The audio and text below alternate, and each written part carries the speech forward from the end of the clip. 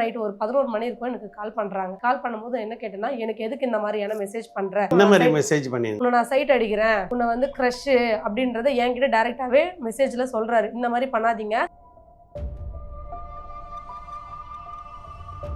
Voice ரெக்கார்ட்ல ஒருத்தர் மாறனுடைய அண்ணன் பேசினாரு. அது எந்த அளவுக்கு உங்க மனதை பாதிச்சுச்சு? அது ரொம்ப எனக்கு மனசு ரொம்ப கஷ்டமா இருக்கு சார். ரெக்கார்டு எல்லாமே நான் HR-க்கும் ஸ்டோரோட மேனேஜருக்கும் SLP டீம் கூட நான் அனுப்பிட்டேன். ஆனா அதுக்கான ஆக்ஷன் எடுக்காம இப்ப வரைக்கும் அந்த பையன் அந்த வேலையில வச்சிருக்காங்க.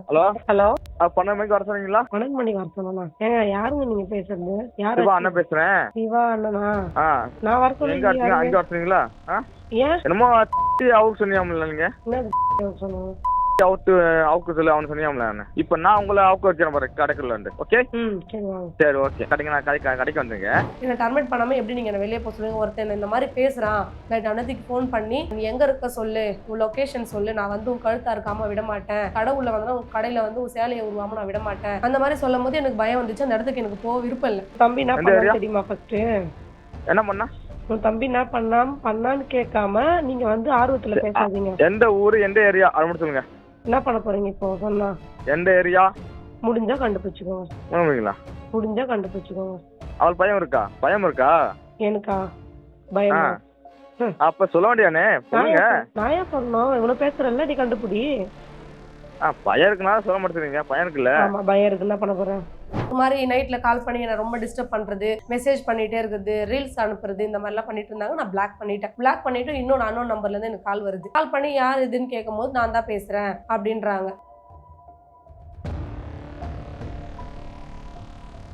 SLP டீம்ல சந்துருன்னு ஒருத்தர் இருக்காரு. அவர் எனக்கு கால் பண்றாரு. கால் பண்ணி நீங்க ஸ்டேஷன் ஆண்ட வரீங்களா அப்படின்னு கேட்டாரு. என் மேல கம்ப்ளைண்ட் இல்லாத போது நான் ஏன் ஸ்டேஷனுக்கு வரணும்? இல்ல மேடம் இந்த கம்ப்ளைண்ட் எடுக்க மாட்டேன்னு சொல்லிட்டாங்க, நீங்க வாங்க நம்ம பேசி முடிவு பண்ணி எழுதி வாங்கிக்கலாம் அப்படின்னு சொல்றாரு.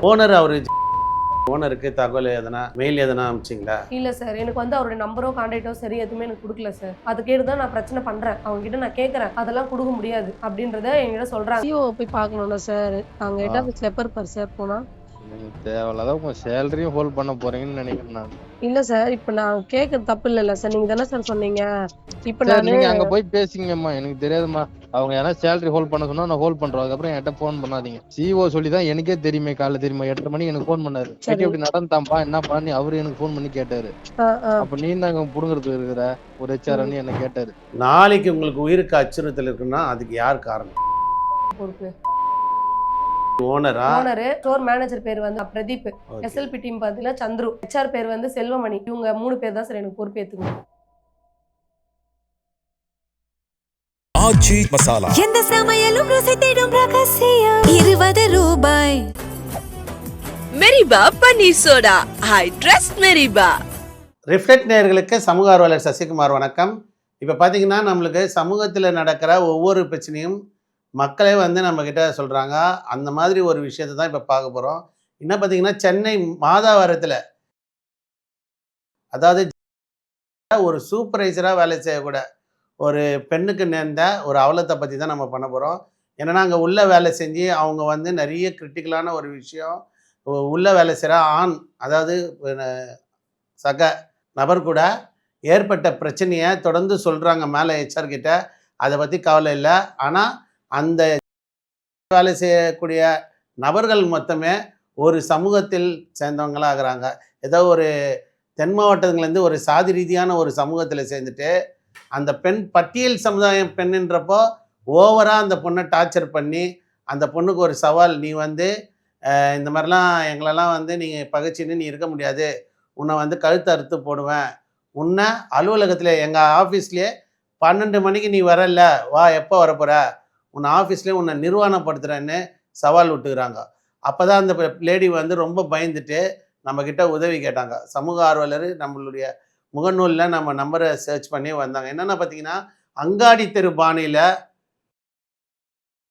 இன்னும் எத்தனை டெக்ஸ்டைலில் இந்த மாதிரி பெண்களுக்கு தொடர்ந்து பாலியல் ரீதியான துன்புறுத்தல் இருக்குன்றதை பார்க்க போகிறோம். அதுக்காக அந்த பெண் நானே வரேன் சேனலுக்கு அப்படி சொல்லிக்கிறாங்க. இப்போ அவங்கள நேரடியாக நம்ம கேட்க போகிறோம். வணக்கம்மா. வணக்கம். உங்கள் பேர் என்னங்க? என் பேர் மாலதி. இப்போ நான் வந்து பார்த்தீங்கன்னா அதில் ஒரு 3 மாதம் தான் ஆகுது அந்த ஓப்பன் பண்ணி. அங்கே ஒரு 2 மாதமாக தான் நான் அங்கே ஒர்க் பண்ணிகிட்ருக்கேன். இந்த மாதிரி ஒர்க் பண்ணும்போது அங்கே கீழே நான் வேலை செய்கிற இடம் வந்து 3வது ஃப்ளோரு. கீழே கிரவுண்ட் ஃப்ளோரில் வந்து பார்த்தீங்கன்னா மாறன் ஒரு பையன் இருக்கான். அவன் வந்து Okay. ஃபோட்டோ ஃப்ரேமில் இருக்காங்க. அவங்ககிட்ட நான் வந்து அவங்களா வந்து எனக்கு மெசேஜ் பண்ணுறாங்க. எனக்கு வந்து அந்த ஃப்ளோரில் பசங்களோட ஃபேஸ் ஞாபகம் கிடையாது. நான் சேர்ந்து ஒரு 1 1/2 மாதம் தான் ஆகுதுன்னும் போது, அந்த ஃபேஸ் வந்து எனக்கு ஞாபகம் இல்லாதபோது, இவன் யாருன்றதே எனக்கு தெரியாது. நான் என்னுடைய ஃப்ளோரில் என்னுடைய ஸ்டாஃப் கிட்ட நான் கேட்குறேன், இது யாருன்றத நான் கேட்கும்போது, அவங்க என்ன சொல்றாங்கன்னா, "கீழ ஃப்ளோரில் இருக்கிற ஒரு பையன்" அப்படின்ட்டு என்கிட்ட சொல்றாங்க. சரி ஓகே அவங்கள கூப்பிடுங்க நான் பேசுறேன். ஏன்னா நான் ஒரு பொசிஷன்ல இருக்கேன். அவர்கிட்ட நான் பேசணும் அப்படின்றதால அவர நான் கூப்பிடுறேன். ஆனா அவர் வரல. வராம இருக்கும்போது அவருடைய ஃபோன் நம்பர் குடு, நான் கால் பண்ணி பேசுறேன் அப்படின்னு சொல்லி நான் கூப்பிட்டா அவர் வரல. சரி அடுத்தபடியாக அவங்க என்ன பண்றாங்க, நைட்டு ஒரு 11 மணி இருக்கும் எனக்கு கால் பண்றாங்க. கால் பண்ணும்போது என்ன கேட்டேன்னா, "எனக்கு எதுக்கு இந்த மாதிரியான மெசேஜ் பண்ற? எப்படி மெசேஜ் பண்றாங்கன்னா, என்ன மாதிரி மெசேஜ் பண்ணியிருந்தாரு? உன்னை நான் சைட் அடிக்கிறேன். உன்னை வந்து க்ரஷ்ஷு அப்படின்றத என்கிட்ட டைரெக்டாவே மெசேஜ்ல சொல்றாரு. இந்த மாதிரி பண்ணாதீங்க. உங்களுக்கு என்ன ஏஜ் ஆகுதுன்னு கேட்கும்போது, எனக்கு 25 வயசு அப்படின்றத என்கிட்ட சொல்றாரு. ஆனா நான் ஆஃபீஸ்ல விசாரிக்கும்போது அந்த பையனுக்கு 21 வயசு தான் ஆகுது. நான் சொல்றேன் அதுக்கு மறுநாள் வந்து நான் கேட்குறேன், "உனக்கு 21 வயசு தான் ஆகுது. எனக்கு இந்த மாதிரிலாம் ஏன் மெசேஜ் பண்ற? ஆல்ரெடி நான் கமிட்டட்ன்னு இந்த மாதிரிலாம் பேசாத" அப்படின்னு சொல்லி நான் பேசுறேன். "இல்ல நீ என்கிட்ட தான் பேசணும். இந்த மாதிரியான ஒரு மாதிரி நைட்ல கால் பண்ணி என்னை ரொம்ப டிஸ்டர்ப் பண்றது, மெசேஜ் பண்ணிட்டே இருக்கிறது, ரீல்ஸ் அனுப்புறது இந்த மாதிரிலாம் பண்ணிட்டு இருந்தாங்க. நான் பிளாக் பண்ணிட்டேன். பிளாக் பண்ணிட்டு இன்னொரு அன்னோன் நம்பர்லேருந்து எனக்கு கால் வருது. கால் பண்ணி யார் இதுன்னு கேட்கும்போது, "நான் தான் பேசுறேன்" அப்படின்றாங்க. இப்போ வந்து லேட்டஸ்ட்டா மூவிக்கு போயிருந்தோம். அப்ப என்ன ஆச்சுன்னா, இந்த மாரி வந்து ஃபோன் பண்ணிட்டே இருந்தாங்க. ஃபோன் பண்ணிட்டு இருக்கும்போது, "உன் லவ்வர் யாரு? நீ சொல்லு. உன்ன அவங்க வர வை இங்க. அவன் ஆம்பளையா இருந்தா இங்க வர வை. நான் அவன்கிட்ட நான் பேசுறேன்" இவரே அப்படின்றாங்க. கூப்பிடுறாரு. இவரே கூப்பிடுறாரு. பக்கத்துல அவரு இருக்கும்போது, அந்த நபர் வந்து, "சரி வா என்னன்னு போய் கேட்போம்" அப்படின்றதுக்காக நாங்க அங்க போறோம். அவரே லொகேஷன்ல எனக்கு அனுப்பியிருக்காரு. அதுக்கான ப்ரூஃப் என்கிட்ட இருக்கு. ஆனா நான் ஃபோன் பண்ணி கேட்டேன். எங்க வரணும்? எனக்கு மெஸ்ஸு தெரியாது. ஒரு 20 பசங்க கிட்ட ஒரு வீடு எடுத்து தங்க வச்சிருக்காங்க. ஹாஸ்டல் மாதிரி. ஹாஸ்டல் மாதிரி தங்க வச்சிருக்காங்க. ஃபுட்டும் அவங்களே ப்ரொவைட் பண்ணிடுறாங்க. பட் ஆனா இவங்க என்ன பண்ணாங்க, "நீ வா அந்த இடத்துக்குன்னு" என்ன கூப்பிடுறாங்க. நான் வரல அப்படின்னு சொன்ன பிறகும், "நீங்க வந்து தான் ஆகணும். யார் அவன்? அவன்கிட்ட நான் பேசுறேன். அவன்கிட்ட நான் ஸ்ட்ரெயிட்டா பேசி உன் நம்பரை வாங்கி நான் உனக்கே மெசேஜ் பண்ணுவேன். அவன் எதிர்க்கே நான் சொல்லுவேன்னும் போது, சரி வாங்க போய் கேட்கலான்னு சொல்லி நான் கூட்டிட்டு போறேன். போம்போது அந்த இடத்துல என்ன ஆச்சுன்னா, இவங்க கேட்குறாங்க, "நீ ஆம்பளையா இருந்தா என்ன பண்றியோ பண்ணிக்கோ." ஆமா நான் அவன லவ் பண்றேன். இத வந்து அவன் என்கிட்ட சொன்ன மாதிரியும் நான் அவன லவ் பண்ணல. பட் ஆனா வந்து அந்த அந்த அந்த வார்த்தைய வந்து ஃப்ளோர் ஃபுல்லாவே ஸ்ப்ரெட் பண்ணி வச்சிருக்காங்க. இந்த மாரி வந்து நானும் அவங்களும் இந்த மாரி பழகுறோம் அப்படின்றத. அந்த இடத்துல நான் ஒரு நீங்க ஹெச்ஆர் கிட்ட சொன்னீங்களா? நான் ஹெச்ஆர் கிட்ட இன்ஃபார்ம் பண்ணிட்டேன். பட் ஆனா அவங்க வந்து இதுக்கான ஆக்ஷன் எடுக்கவே இல்ல. விட்டுட்டாங்க. சரி ஓகே நம்ம ஸ்டேஷனுக்கு போய் கம்ப்ளைண்ட் பண்ணலாம்னு ஸ்டேஷன்லயும் கம்ப்ளைண்ட் எடுக்க மாட்டோம் அப்படின்ட்டாங்க. ஏன்னா வந்து அவங்க ஆஃபீஸ்க்கு ஒரு அமௌண்ட் ஃபிக்ஸட் பண்ணி கடைக்கு போற இது. குடுக்குறதுனால நாங்க வந்து இந்த கம்ப்ளைண்ட் எடுக்க மாட்டோம்னு சொல்லிட்டாங்க. இதே அடுத்த ஸ்டெப் பார்த்தீங்கன்னா, அங்க எஸ்எல்பி டீம்னு ஒருத்தவங்க இருக்காங்க. இது என்னாச்சு இவங்க போய் கேட்டாங்க. கேட்கறதுல இவங்க ஒரு 5 பேர் சேர்ந்து இவர போட்டு அடிச்சுட்டாங்க. எது அந்த ஆபீஸ்லயே? அந்த ஹாஸ்டல். மெஸ் ஹாஸ்டல்லேயே இந்த பசங்கலாம் சேர்ந்து இவர போட்டு அடிச்சுட்டாங்க. அடிச்ச உடனே அவரு என்ன பண்ணாரு, இந்த ஆதங்கம் தாங்க முடியாம அவங்க எங்க வீட்டாண்ட இருக்கிற ஆளுங்கள வர வச்சு, நாங்க கேட்கலாம் ஏன் அடிச்ச அப்படின்னு சொல்லி, அவங்களும் சின்ன பசங்க அப்படின்ட்டு சரி கேட்கலான்னு போகும்போது, அவங்களையே ரொம்ப தகாத வார்த்தையினால பேசும்போது, அவங்களுக்கு அத பொறுத்துக்க முடியாம என்னையும் கீழ தள்ளி இந்த இடத்துலலாம் எனக்கும் அடிபட்டு, இந்த மாரி ஆயிடுச்சு. அதனால அவங்களையும் போட்டு நாங்க அடிச்சுட்டாங்க. அடிச்ச உடனே மறுநாள் காலையில இவங்க ஸ்டேஷனுக்கு கம்ப்ளைண்ட் குடுக்க போறோம் அப்படின்றத எனக்கு ஆஃபீஸ் மூலியமா தான் எனக்கு இன்ஃபர்மேஷன் வருது. இப்படியே எஸ்எல்பி டீம்ல சந்துருன்னு ஒருத்தர் இருக்காரு. அவர் எனக்கு கால் பண்றாரு. கால் பண்ணி "நீங்க ஸ்டேஷனாண்ட வரீங்களா?" அப்படின்னு கேட்டாரு. என் மேல கம்ப்ளைண்ட் இல்லாதபோது நான் ஏன் ஸ்டேஷனுக்கு வரணும்? நீங்க நான் சொல்றீங்க. கேட்கிறேன். "இல்ல மேடம் இந்த மாதிரி கம்ப்ளைண்ட் எடுக்க மாட்டேன்னு சொல்லிட்டாங்க. நீங்க வாங்க நம்ம பேசி முடிவு பண்ணி எழுதி வாங்கிக்கலாம்" அப்படின்னு சொல்றாரு. ஸ்டேஷன்ல பஞ்சாயத்து பஞ்சாயத்து பண்ணிருக்காங்க. பண்ணிக்கலாம் அப்படின்னு என்ன கூப்பிடுறாங்க. நான் வரமாட்டேன்னு நான் சொல்லிட்டேன். மறுநாள் என்ன பண்றாங்க, திருப்பியும் கால் பண்ணி "நீங்க ஆஃபீஸ்க்கு வாங்க. நான் பசங்கள ஆஃபீஸாண்ட கூட்டிட்டு வரேன்" அப்படின்னு சொல்றாங்க. நான் ஆஃபீஸாண்ட போல. ஏன்னா வந்து எனக்கு வேலை இல்லன்னு சொல்லிட்டாங்க. மறுநாள் எனக்கு வேலை கிடையாது. உங்கள டெர்மினேட் பண்ண சொல்லிட்டாங்கன்றாங்க. என்ன ரீசனுக்காக என்ன டெர்மினேட் பண்றீங்கன்னு நான் கேட்கிறேன். அதுக்கு ஒருத்தர் கூட எனக்கு ரெஸ்பான்ஸே பண்ணல.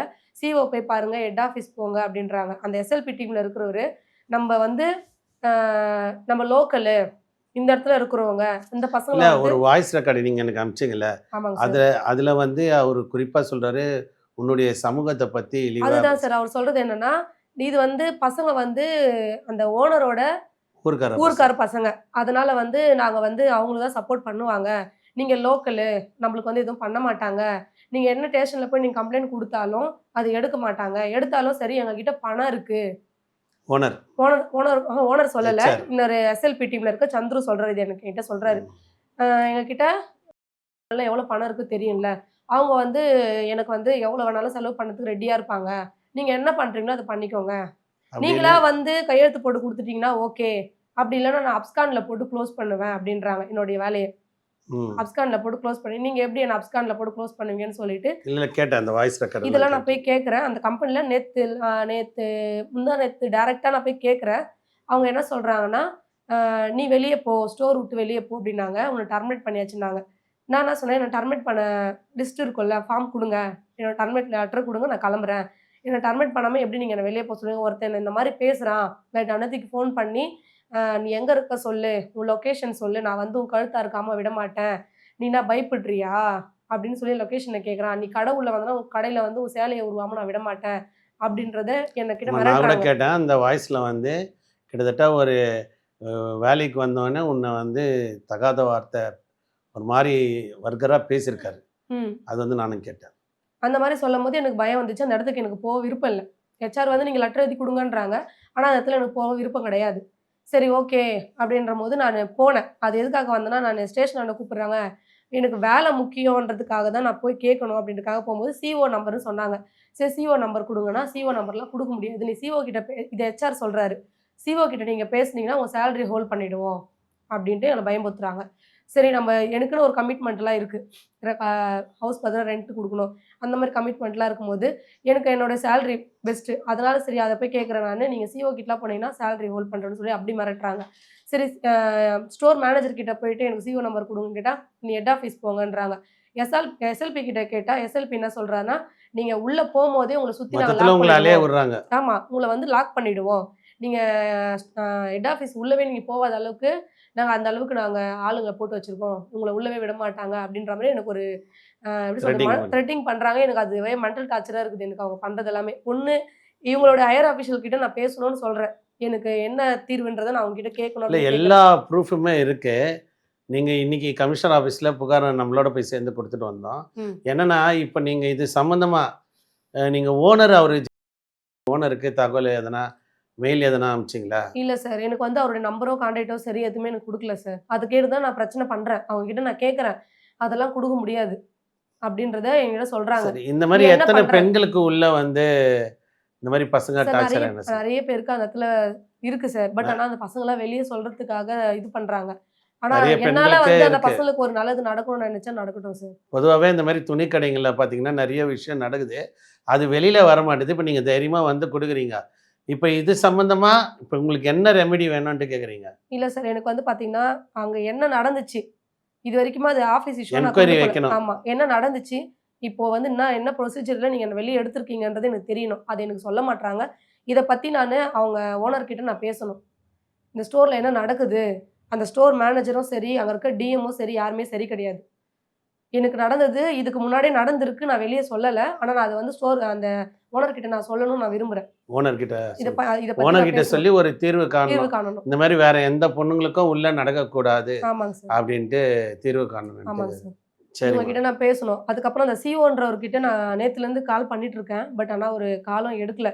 நான் சிஓ பார்க்குறேன், ஹெட் ஆஃபீஸ் போகிறேன்னு சொன்னாலும் நீங்கள் போகாதீங்கன்ற மாதிரி எனக்கு த்ரெட்டன் பண்ணுறாங்க, நீங்கள் போகக்கூடாது. இப்போ நீங்கள் அமிச்ச வாய்ஸ் ரெக்கார்டில் ஒருத்தர் மாறனுடைய அண்ணன் பேசினாரு. ஆமாங்க சார். அது எந்த அளவுக்கு உங்கள் மனதை பாதிச்சிச்சு? அது ரொம்ப எனக்கு மனசு ரொம்ப கஷ்டமாக இருக்குது சார். அது வந்து பார்த்தீங்கன்னா ரொம்ப அது வெளியே அதை வந்து நான் ஹெச்ஆருக்கும் அனுப்பி விட்டேன். இந்த ரெக்கார்டு எல்லாமே நான் ஹெச்ஆருக்கும் ஸ்டோரோட மேனேஜருக்கும் எஸ்எல்பி டீமுக்கு கூட நான் அனுப்பிட்டேன். அவங்களுக்கு தெரியணும் அந்த விஷயம் இந்த மாதிரி பேசியிருக்கானுங்கன்ட்டு. ஆனால் அதுக்கான ஆக்ஷன் எடுக்காம இப்போ வரைக்கும் அந்த பையனை அந்த வேலையில் வச்சிருக்காங்க. என்ன வேலை விட்டு எடுத்துட்டாங்க, மட்டும் வேலையை விட்டு எடுக்கிறாங்க. அவங்களுடைய சமூகம்ன்றதால அதே வச்சிடறாங்க, அவங்க வேற சமூகம்ன்றதால எடுக்கிறாங்க. ஆமா, அதனால வந்து அவங்கள மட்டும் வச்சிருந்து அவங்களுக்கு வேலை போட்டு கொடுத்துருக்காங்க. இல்லை அவர் வந்து ஆனால் கிளீனாக இப்போ நம்மளுடைய நேர்ஸ் சப்ஸ்கிரைபர் கூட என்ன சொல்லுவாங்க, ஜாதி எதுக்கு வலிக்கிறீங்க கேட்பாங்க. ஆனால் அந்த வாய்ஸ் ரெக்கார்டில் வந்து கிளீனாக ஒரு சமூகத்தின் அடையாளத்தோடு பேசினது தான். அதனால தான் நம்ம இங்கே வந்து அந்த சமூகம் என்ற வார்த்தையை யூஸ் பண்ண வேண்டியதாக இருக்குது. புரியுதுங்களா? நீங்கள் வந்து அவங்க பேசுனது எல்லாம் நம்மக்கிட்ட இருக்குது, அதை வச்சு நம்ம கண்டிப்பாக போலீஸ் கம்ப்ளைண்ட் கொடுப்போம். ரெண்டாவது, இப்போ உங்களுக்கு அதே இடத்துல வேலை வேணுமா இல்லை வேறு இடத்துல நீங்கள் போக போகிறீங்களா? இவ்வளோ நடந்து அதே இடத்துல வேலைக்கு போனோமா? வேலை செய்ய விருப்பம் கிடையாது சார் அந்த இடத்துல, திருப்பி எனக்கு வேலை வேண்டாம். ஆனா வந்து உங்களுக்கு நடந்த அந்த விஷயத்துக்கு ஒரு தீர்வு வேணும். என்னன்னு சொல்லி இது வரைக்கும் என்னை வந்து விசாரிக்கல. என்னை கூப்பிட்டு என்னம்மா நடந்துச்சு அந்த இடத்துல என்னன்னு சொல்லி இது வரைக்கும் என்ன ஸ்டோர் மேனேஜர் சரி இந்த விஷயத்தை நான் தலையிட மாட்டேன்னு சொல்றாரு ஸ்டோர் மேனேஜர். ஒரு ஸ்டோர் மேனேஜர் இதை கூப்பிட்டு விசாரிக்கணும். பட் ஆனால் எல்லாமே எஸ்எல்பி டீம்னா செக்யூரிட்டி டீம் எதுக்கு இதை விசாரிக்கணும்? கண்டிப்பா செக்யூரிட்டி டீம் தான் விசாரிப்பாங்க அப்படின்றத சொல்றாரு. அந்த செக்யூரிட்டி டீம்ல இருக்கிற அவர் வந்து என்ன சொல்றாருன்னா, ஆர்மியில யாரோ இருக்காங்களாம். அவரை வந்து மென்ஷன் பண்ணி என்கிட்ட பேசுறாரு. அவங்க இருக்காங்க. அவர் எனக்கு கொடுத்த நடவடிக்கை தான் அவங்ககிட்ட செய்றேன். ஆனா இத்தனை நாளா என்ன சொன்னாரு, பிரச்சனை நடந்து ஒரு நாள் கழிச்சு என்ன சொல்றாருன்னா என்கிட்ட, நீங்க வேலைக்கு வாங்க, லெட்டர் எழுதி குடுத்துட்டு நீங்க வாங்க அப்படிதான் என்கிட்ட சொன்னாரு. ஆனா மறுநாள் நான் சொல்றேன், நீங்க வேலைக்கு வேணான்றாரு. இது யார் பேசி முடிவு எடுத்து எப்படி பண்ணாங்கன்னு எனக்கு இது வரைக்கும் தெரியாது சார். என்னை கூப்பிட்டு விசாரிக்கல இது வரைக்குமே. என்ன நடந்துச்சுன்னு கேட்காம என்னை வேலை விட்டு நில்லுன்றாங்க. சரிம்மா, கடைசியா ஒரு விஷயம். நாளைக்கு உங்களுக்கு உயிருக்கு அச்சுறுத்தல் இருக்குன்னா அதுக்கு யார் காரணம்? பொறுப்பு ஓனரா? ஓனரு பிளஸ் அங்க வேலை செய்யற ஸ்டோர் மேனேஜர், எஸ்எல்பி டீம். பேர் சொல்லுங்க. ஸ்டோர் மேனேஜர் பேர் வந்து பாத்தீங்கன்னா பிரதீப். எஸ்எல்பி டீம் பாத்தீங்கன்னா சந்துரு. ஹெச்ஆர் பேர் வந்து செல்வமணி. இவங்க 3 பேர் தான் சார் எனக்கு பொறுப்பு ஏத்துக்கணும். எனக்கு எதனா ஒன்று ஆனாலும் சரி. ஏன்னா என்னை வழியில பார்த்தா கழுத்தறுத்து போடுவேன்னு சொல்லி எனக்கு மிரட்டல் அனுப்பியிருக்காங்க. யார் அனுப்பிச்சுக்கிறா? அந்த பையனோட அண்ணன் எனக்கு மிரட்டல் அனுப்பியிருக்காங்க. அந்த ஊர்க்கார பசங்களுக்கு நம்ம ஊர்ல வந்து இருக்கிறதுக்கான இடத்த இவங்க தான் கொடுத்துருக்காங்க. நாங்க தான் பார்த்து போன்றது இவங்க தான் சொல்றாங்க. அப்ப எனக்கு எதனா ஒன்று ஆச்சுன்னா அவங்க தான் பொறுப்பு. கண்டிப்பா கண்டிப்பாக நம்ம சப்போர்ட் பண்ணுறோம். சமூக ஆர்வலராக இன்னைக்கு நீங்கள் எங்ககிட்ட சொன்னதால் சென்னை கமிஷனர் அலுவலகத்தில் ஒரு புகார் கொடுத்துக்கிறோம். இது சம்மந்தமாக செங்குன்றம் ஆணையாளர் அவருக்கு வந்து கமிஷனருக்கு போவோம். அது மீது M1 மாதவரம் போலீஸ் ஸ்டேஷன் நடவடிக்கை எடுப்பாங்க. நாங்களும் உங்களோட இருப்போம். எங்களுக்கு நேரில் வந்து பேட்டி கொடுத்ததுக்கு ரொம்ப நன்றி. ரொம்ப நன்றி சார். ஆச்சி மசாலா. எந்த சமையலும் ருசி தேடும் ரகசியம். 20 ரூபாய். Meriba panneer soda. I trust மெரிபா.